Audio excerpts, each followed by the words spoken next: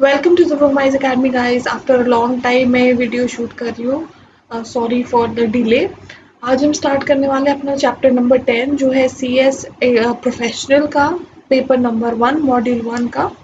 ये है एथिक्स का चैप्टर नंबर 10 और इसका नाम है गवर्नेंस एंड कंप्लायंस रिस्क। पहले तो हम ये डिस्कस करते हैं कि रिस्क क्या होता है। रिस्क कोई भी अनसर्टनिटी होता है जिसकी वजह से एक ऑर्गेनाइजेशन को या तो फायदा हो सकता है या तो नुकसान हो सकता है। दोनों तरफ ही जा सकती है एक ऑर्गेनाइजेशन। जरूरी नहीं है कि हमेशा नुकसान ही हो, फायदा भी हो सकता है। अब इस फायदे और नुकसान को हम क्या कहते हैं? Opportunity and threat. अपॉर्चुनिटी क्या होता है? जिसमें एक ऑर्गेनाइजेशन को मौका मिलता है कि वो ग्रो कर सके। थ्रेट क्या होता है? जिससे एक प्रोस्पेक्टिव मतलब एक नुकसान होने की आशंका होती है, मतलब एक चांसेस होती है, प्रोबेबिलिटी होती है कि ऑर्गेनाइजेशन को नुकसान हो सकता है फ्यूचर में। तो इसे कहते हैं हम रिस्क। अब ये देखो, पहले तो हमें ये चीज़ क्लियर करनी है ना। देखो, रिस्क होता है जस्ट फॉर एग्जांपल एक सिचुएशन लो कि हमने कुछ सामान इंपोर्ट करवाया, वो वहाँ से सामान निकल चुका है। अब शिप सिंक भी हो सकती है या शिप पोर्ट पे पहुंच सकती है वापस, हमारे पोर्ट पे जहाँ उन्हें पहुंचना है। अब ये देखो, पहुंच गई तो बहुत अच्छी बात है, लेकिन जो चांसेस होते हैं ना रिस्क के, मतलब कि वो सिंक हो सकती है शिप, तो उसको कहते हैं हम रिस्क। ठीक है, उससे जो भी वो प्रोबेबिलिटी होती है कि चलो 10% ही हो, लेकिन वो 10% चांसेस है कि वो सिंक भी हो सकती है, तो उसे हम कहेंगे रिस्क। और जब वो एक्चुअली सिंक कर जाएगी तो उसे हम कहेंगे लॉस, जो लॉस हो चुका है। ठीक है, तो हम आगे बढ़ते हैं। ये देखो, ये है चैप्टर, ये है मेरे नोट्स। आपको अगेन मैं रिमाइंड करना चाहूँगा, अगर आपको नोट्स चाहिए तो आप प्लीज़ बेझिझक मुझे ईमेल कर सकते हो या फिर मेरे नंबर पर व्हाट्सएप कर सकते हो, मैं आपको फॉरवर्ड कर दूँगी। ठीक है, ये हमारा आज का चैप्टर। अब ये है हमारे आज के टॉपिक्स जो हमें करने हैं। ये बहुत छोटा सा प्यारा सा चैप्टर है जो आप अपने सामने देख सकते हो। इंट्रोडक्शन में वही है कि रिस्क क्या है क्या नहीं है। देखो, गवर्नेंस, रिस्क, कंप्लायंस, ये तीनों एक दूसरे से मिले हुए हैं कि देखो। और इस चैप्टर में हमारा बेसिक जो, देखो रिस्क बहुत तरीके के हो सकते हैं, हमारे सिलेबस में भी बहुत तरीके रिस्क मैनेजमेंट चैप्टर में, लेकिन जो इस चैप्टर का मेन कंसर्न है ना, वो है कंप्लायंस रिस्क, गवर्नेंस रिस्क को लेकर।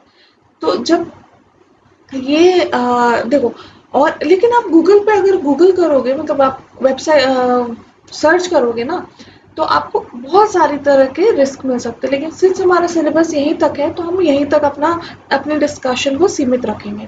तो गवर्नेंस रिस्क और कंप्लायंस रिस्क। कंप्लायंस रिस्क क्या हो सकता है कि हमने कोई हमारे ऊपर कोई लॉ लग रहा था, रेगुलेशंस अप्लाई हो रहे थे, हमने कंप्लाई किया नहीं किया, वो चांसेस, वो प्रोबेबिलिटी कि हम नहीं कर पाएंगे, उसके ऊपर जो पेनल्टी आएगी उसको फिर हमें देना पड़ेगा। उस चीज़ को हम कहेंगे risk, compliance risk. Governance risk क्या है कि अगर हम अपनी ऑर्गेनाइजेशन को प्रॉपरली गवर्न नहीं करते, हमारे इंटरनल कंट्रोल्स अच्छे नहीं है, हमारी ऑर्गेनाइजेशन एक सही ढंग से काम नहीं करती है जैसा हमारा लॉ चाहता है, तो उसे हम कहेंगे गवर्नेंस रिस्क। देखो, गवर्नेंस क्या होता है, आपके सामने आपकी स्क्रीन पर है, तो आप इसे रीड करो।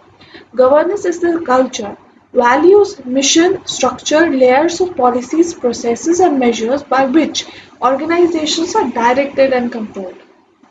समझे आप? ऑर्गेनाइजेशन जिस तरीके से डायरेक्ट और कंट्रोल की जाती है ना, उसे हम कहेंगे और गवर्नेंस। गवर्नेंस के बारे में तो आप और भी चैप्टर्स में पढ़ोगे, क्योंकि देखो इसका डेफिनेशन हर चैप्टर में दिया हुआ है, क्योंकि हमारे सिलेबस, हमारे मॉड्यूल का ही नाम गवर्नेंस है। आगे बढ़ते हैं। गवर्नेंस डिफाइंस कि देखो ऑर्गेनाइजेशन को कैसे परफॉर्म करना चाहिए, describing through policies what is acceptable and non acceptable. ये चीज़ बहुत ही ज़रूरी है एक ऑर्गेनाइजेशन को बाइफरकेट करने के लिए कि हमारे ऑर्गेनाइजेशन में ये चीज़ एक्सेप्टेबल है, ये चीज़ एक्सेप्टेबल नहीं है, और अगर नहीं है तो हम नहीं करेंगे। देखो, इस चीज़ को आप डिफाइन कैसे कर सकते हो, acceptable, non acceptable. For example, आपके पास एक अपॉर्चुनिटी आई कि अभी लॉकडाउन चल रहा है, या तो आपको था कि अब अल्कोहल का बहुत डिमांड एक ही बार बूस्ट किया जब अल्कोहल शॉप्स खुल गए, तो आपके दिमाग में आया कि क्यों ना मैं इस लाइन में जाऊँ, अपनी ऑर्गेनाइजेशन को डाइवर्सिफाई करूँ, एक्सपैंड करूँ और इस लाइन में भी अपने रिसोर्सेज को लगाऊं और इस लाइन में जो अपॉर्चुनिटीज आ रही है उसे उसका फायदा उठाऊं। लेकिन फिर आपने सोचा, फिर जब आपने मैनेजमेंट के साथ डिस्कस किया ना, फिर आपने सोचा नहीं, पहले फिर आपने सोचा कि आपके पास रिसोर्सेज है कि नहीं। ठीक है, आपको ये फायदा दिखा वो उस फील्ड में, अल्कोहल के फील्ड में, तो आप चलो एक टिक मार्क हो गया। दूसरा फील्ड में क्या था कि आपको ये आपके पास रिसोर्सेज है कि नहीं, रिसोर्सेज एज इन कि पैसे है कि नहीं, मैन पावर है कि नहीं। अगर है तो चलो हमारा दूसरा भी बॉक्स टिक मार्क हो गया। अब तीसरा है एक्सेप्टेबिलिटी। ये बहुत इंपॉर्टेंट है। जब आपने बोर्ड मीटिंग की, अपने मैनेजमेंट के साथ कंसल्ट किया, तो उन्होंने कहा कि ये हमारे उसूलों के खिलाफ है अल्कोहल बनाना, क्योंकि it is an evil. Alcohol बहुत सारी लाइफ, बहुत सारे परिवारों को बर्बाद कर चुका है। तो इसलिए आपने सोचा कि नहीं, आप इसमें अपना फायदा है कोई बात नहीं, लेकिन उसको अब वो सेकेंडरी है। आपकी प्रायोरिटी क्या है, आपके उसूल। तो वो चीज़ हम डिफाइन करते हैं कि एक्सेप्टेबल है कि नॉट एक्सेप्टेबल। ठीक है।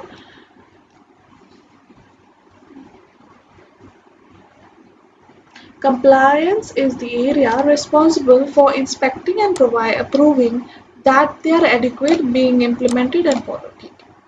The board acts as an active monitor. Active monitor for share holders, ये तो आपको पता ही है, इसमें कोई नई बात तो है नहीं। मॉनिटर क्योंकि हमारे सारे जो सुपरविजन, जो भी पावर्स है वो किसके पास है, बोर्ड के पास है। ठीक है, वो उनकी इंटरेस्ट, उनके बेनिफिट्स का ख्याल रखती है। with the goal of board oversight to make management accountable and thus more effective। वो तो जाहिर सी बात है, अगर हम हमारा बोर्ड हमारे इंटरेस्ट को सुपरवाइज कर रहे हैं ना, तो कोई भी डाइवर्जेंस, मतलब कोई भी वेरिएंसेस अगर आएगी तो उसको पक्का बोर्ड देखेगा और मैनेजमेंट से पूछेगा कि देखो भैया ये बताओ ये क्यों आया। ये आप फाइनेंशियल स्टेटमेंट देख रहे हो, आप ये देख रहे हो कि ये क्यों है, इसमें ये एक्सपेंस होना नहीं चाहिए था, बहुत फिजूल के एक्सपेंस है, या फिर कोई रिलेटेड पार्टी ट्रांजैक्शन है तो वो क्यों है। अब मुझे एक्सप्लेन करो। अगर आपको वो एक्सप्लेनेशन जेन्युइन लगती है तो हाँ सही है, ठीक है, आप आगे बढ़ो। लेकिन नहीं तो फिर आपको वहीं वो काम रोकना पड़ेगा।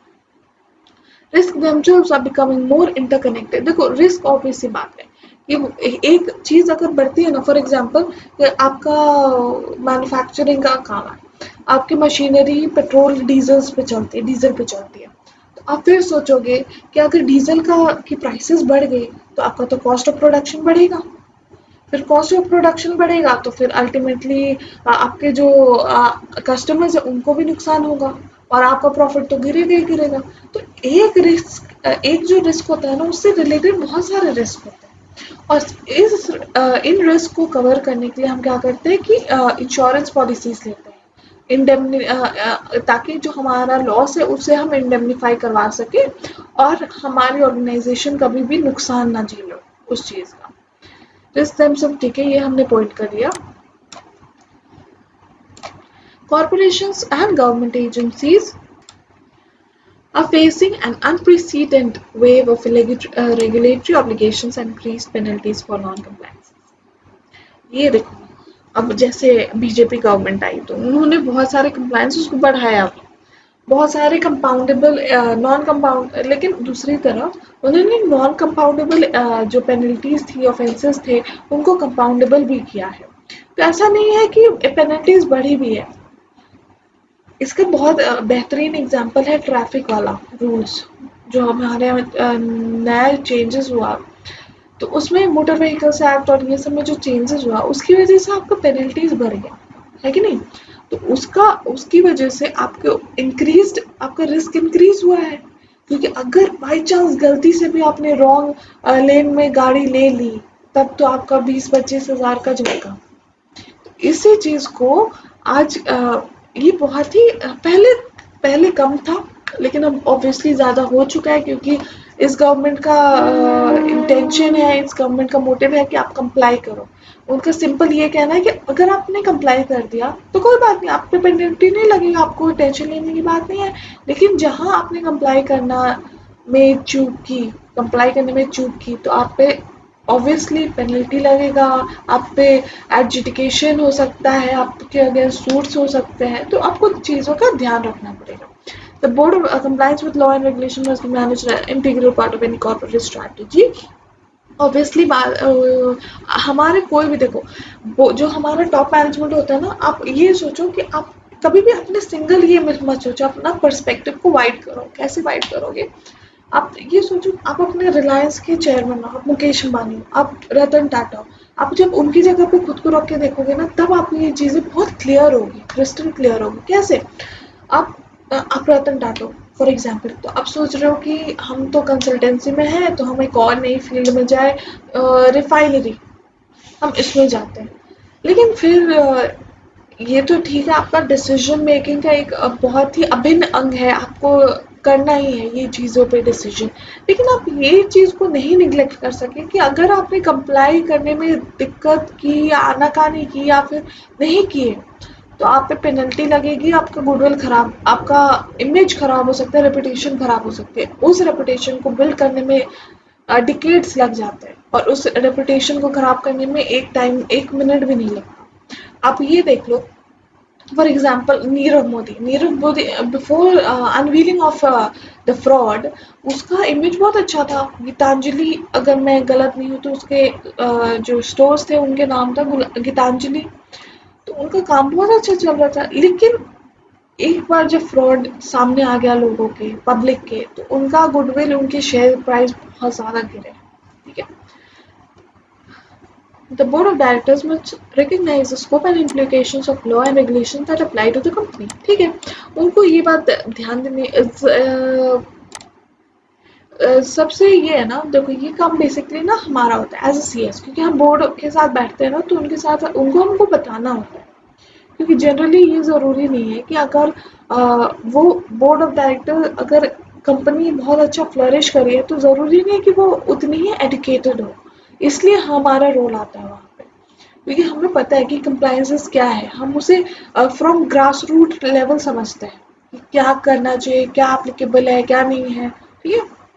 अब देखो, ये बहुत इम्पोर्टेंट है, कॉन्सिक्वेंसेस क्या हो सकते हैं। अब ये आप सोचो क्या क्या कॉन्सिक्वेंसेस हो सकते हैं। ये तो सिर्फ 3 दिया हुआ है ना, हमारे सिलेबस में और भी है कॉन्सिक्वेंस। ये तो सिर्फ इंट्रोडक्शन का पोर्शन है ना, इसलिए इसमें सिर्फ 3 दिया हुआ है। एक तो कि आपका इमेज ही खराब हो गया, फिर है कि आप कोई लाइसेंसेस, अगर आपका बिजनेस डिपेंड करता था कोई लाइसेंसेस के ऊपर, तो आपका वो बिजनेस का वो लाइसेंस ले लिया गया, और जिसकी वजह से आपका अब मैन्युफैक्चर नहीं कर पाओगे। ये जनरली होता है, ज़्यादातर यूज़ होता है फार्मा इंडस्ट्री में। अगर आपका पेटेंट है, आपने पेटेंट किसी का लिया है, लाइसेंस लिया है, अगर आपने उसने विड्रॉ कर लिया, तो आप नहीं कर पाओगे। या फिर गवर्नमेंट ही ले लो, फॉर एग्जाम्पल, तो वो इंडस्ट्रीज़ में आपको, फॉर एग्जांपल अगर रेलवे में अगर कभी फ्यूचर में गवर्नमेंट प्राइवेट सेक्टर को आने देती है, तो उसमें क्या हो सकता है, क्या वो हो सकता है कि अगर आप फ्यूचर में नॉन कंप्लायंसेस करो, आप उस इंडस्ट्री में तो हो, लेकिन नॉन कंप्लायंसेस करो तो आपको वो बोलेगी कि टाटा बाय बाय, आप यहाँ से निकलो। ठीक है? और पेनल्टीज और फाइन्स तो लगेगी। तो ये तीनों पॉइंट हमने कर लिया। अब आगे है हमारा मेन टॉपिक, स्टार्ट होता है यहाँ से। तो मैं सोच रही हूँ इसे अगले टॉपिक में, अगले लेक्चर से कंटिन्यू करो, और आगे आई अश्योर यू कि आपसे इतना डिले नहीं होगा वीडियो लेक्चर्स डालने में। ठीक है?